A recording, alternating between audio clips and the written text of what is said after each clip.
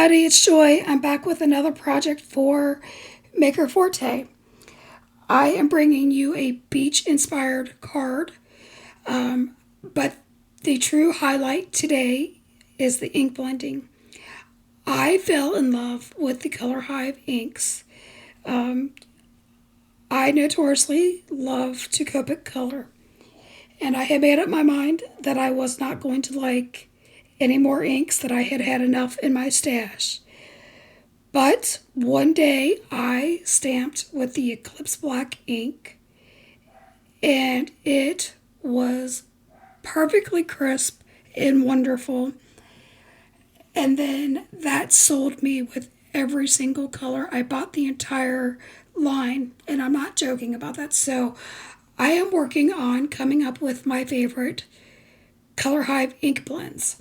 So today I am featuring a combination of Blue Moon, Icy Mist, and Neon Lights. I'm getting ready to speed up the process by about 4 times, but you'll know that I put down the Blue Moon first, just with a rough blend, and then I use the Icy Mist. Typically I would have put the darker color at the bottom, but because I'm making an ocean themed card, I wanted some unexpected colors. One thing to remember about dye inks is when you put it down, it can look kind of blotchy, but as they dry back nice and smooth.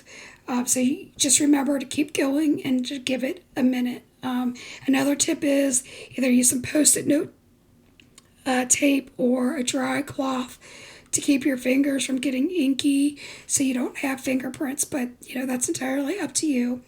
And I am blending those just with regular blending brushes. I love this blend for the ocean. I think it turned out absolutely fabulous. And then to continue with the water theme, once I was done with my blend, I used my distress sprayer and just partially squeeze it so I would get droplets. That's kind of the key when you use the sprayer, is that if you go with a full burst, then you get a light mist. If you just go part way, you get droplets. So then using a dry cloth, I mopped it up because these inks are water reactive. So that's how I got that wonderful texture. Now you're seeing me treat my smooth cardstock with an anti-static powder tool, and then using the embossing glue ink from Maker Forte, I am stamping down 3 of the images from Caught in the Waves, and then I am applying gold embossing powder to that. I make sure that I get a really good coverage on that. I apply the powder a few times because I want a really nice smooth blend. And so now you'll see that I'm heating this. I start by warming up my gun, and then I take it right to the paper close, as you're seeing, and as it's melting, I move on so not to warp my paper if I'm not going to cut these things out. Another thing that I do is I flip my paper over and I heat the back. And by heating the back, you'll get a much smoother melt. I've noticed that if you just do one side, it's kind of bumpy looking, but that is the way to keep that from happening. Then I'm taking some circle dies from my stash to cut out each one of the wave scenes, and I'm using the ink that is left over from my blending brush. Now I have to tell you, I used the exact same brush for all 3 colors. So what you're seeing is whatever's left over. There's not a special blend. I can't even tell you what color it is. Then using some nesting Slimline dies from my stash, I made a white frame, and I glue that down right onto my ink blended panel.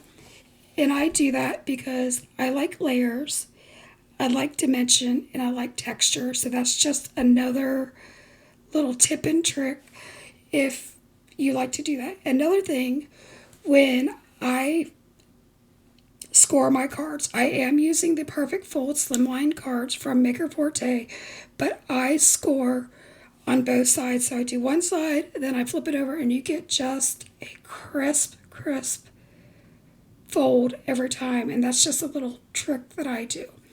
So again, because I like dimension, I decided to pop up the circles, each with foam tape.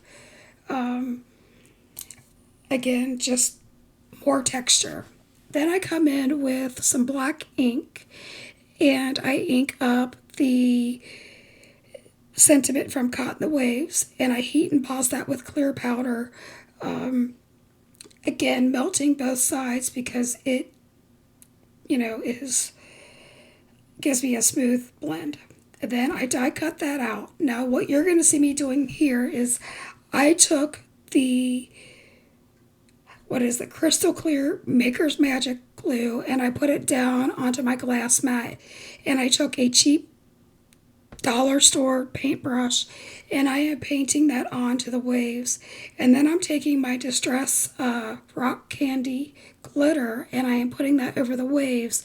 So once that is dry, again, I get more texture and I get more shine, but I'm not taking anything away from the actual embossing design. And then to make my sentiment kind of on a level field, I put down foam tape in between the circles, and then I glue the sentiment on.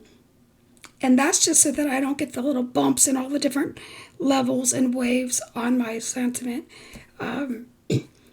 It's just one of those things that makes your card look professional. It makes it look presentable, in my opinion. But again, if that's not something that you like to do, that's entirely up to you. And then I am coming back in with the Maker's Magic glue, and I am putting dots down. And what I'm doing there is I'm putting down sequins, just some blue ones from my stash. So if you like this video, if you like what I've shared, I would love for you to like and subscribe to the channels. We always love sharing our mix with you, and I am always so very grateful for any comments, any support, any encouragement, any feedback that you have to share with me. I'm always looking to upgrade my skills. I'm always looking for things that you would like me to do. So again, if you wouldn't mind liking and subscribing, I would appreciate it. And again, until next time, keep crafting. Bye for now. Have a good one. Bye-bye.